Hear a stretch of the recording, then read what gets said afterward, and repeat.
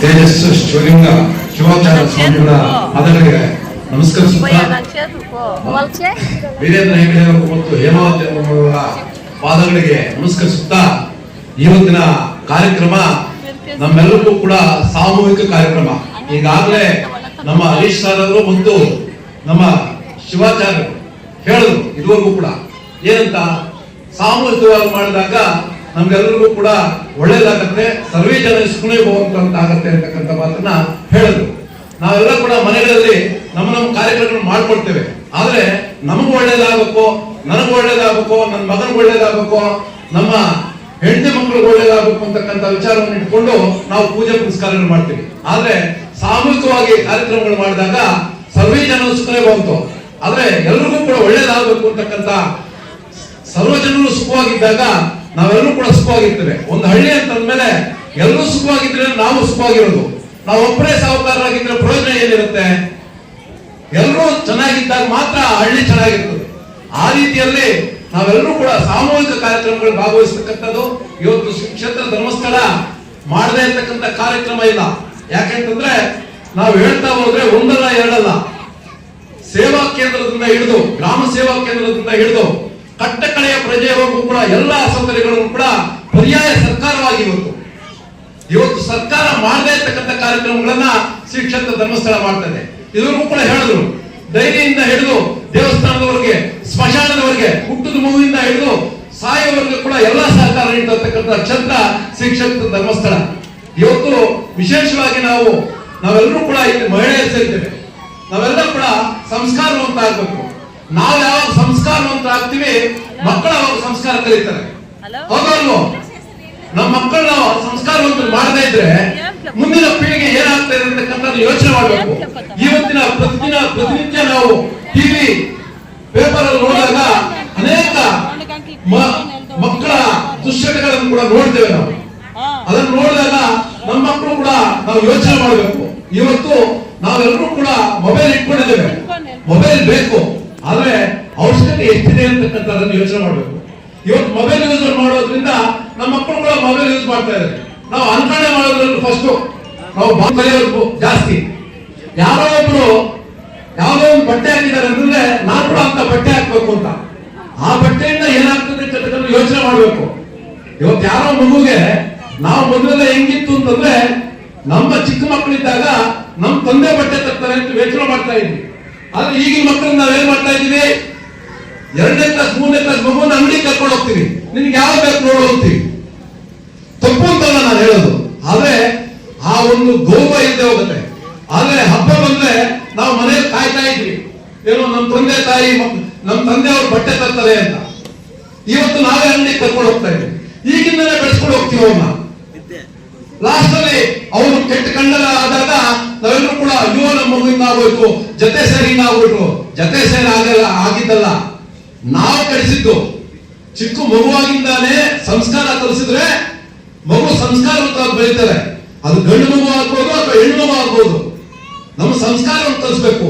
ದೊಡ್ಡವರು ಚಿಕ್ಕವರು ಬೇಕು, ದೇವರು ನಮ್ಮ ಹಿರಿಯರು, ಈ ರೀತಿಯಲ್ಲಿ ನಾವು ಹೇಳ್ಕೊಟ್ಟಾಗ ಇಲ್ಲಿ ಎಷ್ಟೋ ಜನ ಸೊಸೆಯಂದಿರಿದ್ದೀರಿ, ಅತ್ತೆಯರಿದ್ದೀರಿ. ನಾವು ನಮ್ಮ ಅತ್ತೆಗೆ ಗೌರವ ಕೊಟ್ಟಾಗ ನಮ್ಮ ಮಕ್ಕಳು ನಮ್ಗೆ ಗೌರವ ಕೊಡ್ತಾರೆ. ನಮ್ಮ ತಂದೆ ನಾವು ಗೌರವ ಕೊಟ್ಟಾಗ ನಮ್ಮ ಮಕ್ಕಳು ನಮ್ಗೆ ಗೌರವ ಕೊಡ್ತಾರೆ. ಅದನ್ನು ಹೇಳ್ಕೊಳ್ಬೇಕು ನಾವು. ಮಕ್ಕಳು ಗೊತ್ತಾಗೋದಿಲ್ಲ. ನಾವು ಅವ್ರ ಬಗ್ಗೆ ಕೇವಲವಾಗಿ ಮಾತಾಡಿದಾಗ ಮಕ್ಕಳು ಕೂಡ ಅದನ್ನ ಕಲಿತಾರೆ. ಅದರಿಂದ ದಯವಿಟ್ಟು ಇವತ್ತು ನಾನು ವಿಶೇಷವಾಗಿ ಹೆಣ್ಣು ಮಕ್ಕಳಿಗೆ ಏನು ಸ್ವಸಹಾಯ ಸಂಘದಲ್ಲಿ ನೀವು ಸಹಾಯ ಪಡಿತೀರಾ, ಶಿಕ್ಷಕ ಧರ್ಮಸ್ಥಳದಲ್ಲಿ ಸಹಾಯ ಪಡಿತೀರಾ, ಆ ಸಹಾಯವನ್ನ ನಾವು ಯಾವ್ದಕ್ಕೆ ಉಪಯೋಗಿಸ್ತಾ ಇದೀವಿ ಅಂತಕ್ಕಂಥದನ್ನ ಒಂದು ನಿಮಿಷ ಯೋಚನೆ ಮಾಡಬೇಕು. ಪ್ರತಿಯೊಬ್ಬ ಮನುಷ್ಯ ಕೂಡ ಬೆಳಗಿಂದ ಸಾಯಂಕಾಲವರೆಗೂ ನಾವು ಏನ್ ಮಾಡ್ತೀವಿ ಅದನ್ನು ಒಂದೇ ಒಂದು ನಿಮಿಷದಲ್ಲಿ ಯೋಚನೆ ಮಾಡಿ. ಇವತ್ತು ನಾನು ಎಷ್ಟು ಒಳ್ಳೆ ಕೆಲಸ ಮಾಡಿದೆ, ಎಷ್ಟು ಕೆಟ್ಟ ಕೆಲಸ ಮಾಡಿದೆ, ನಾನು ಏನ್ ಮಾಡ್ಬೇಕಾಗಿತ್ತು ಅಂತಕ್ಕಂಥದ್ದನ್ನು ಯೋಚನೆ ಮಾಡಬೇಕು. ಆವಾಗ ನಮ್ಮ ಜೀವನ ಪದ್ಧತಿ ಸರಿ ಹೋಗ್ತದೆ. ನಾವೆಲ್ಲರೂ ಕೂಡ ಇವತ್ತು ಹೊಸ ಪದ್ಧತಿ ಕಲಿತಾ ಇದ್ದೇವೆ. ನಾವೆಲ್ಲ ಕೂಡ ಮೊದಲೆಲ್ಲ ಕೂಡ ಯಾರು ಕೂಡ ಬರ್ತ್ಡೇಗಳು ಮಾಡ್ಕೊಳ್ತಾ ಇಲ್ಲ. ಇವತ್ತು ಪ್ರತಿ ಮನೆಯಲ್ಲೂ ಕೂಡ ಹುಟ್ಟುಹಬ್ಬ ಆಚರಣೆ. ಹುಟ್ಟುಹಬ್ಬದ ಆಚರಣೆ ಅಂದ್ರೆ ಹೆಂಗೆ? 50,000 ಲಕ್ಷ ರೂಪಾಯಿ ಖರ್ಚು ಮಾಡಿ ಮಾಡ್ತಾ ಇದ್ದೀವಿ. ಬೇಕಾದವನ್ನೆಲ್ಲ ಕರೆಯೋದು,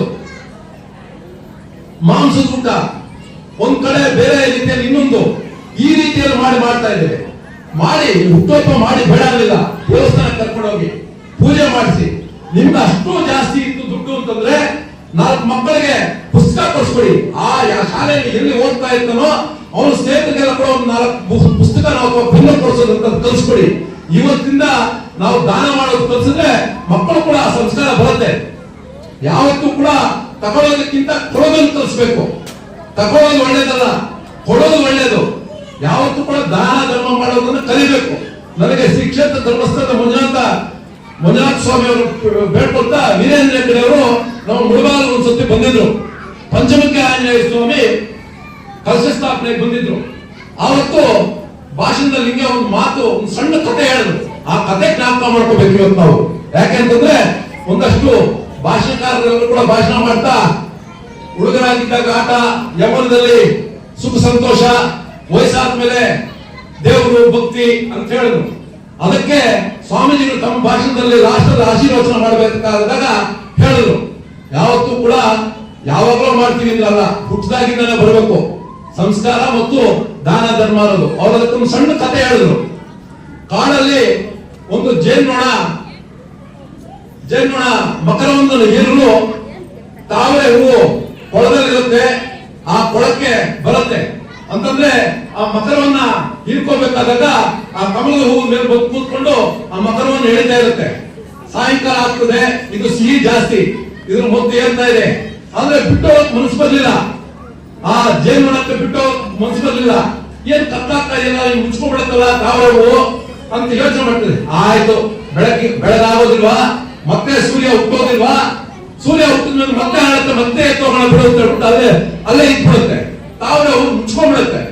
ಮುಚ್ಕೊಂಡ್ಮೇಲೆ ಆ ಕೊಳಕ್ಕೆ ಒಂದು ಆನೆ ಬರ್ತದೆ, ನೀರ್ ಕುಡಿಬೇಕು ಅಂತ ಬರುತ್ತೆ. ನೀರ್ ಕುಡಿದಂತ ಆನೆ ಸುಮ್ಮನೆ ಹೋಗೋದಿಲ್ಲ.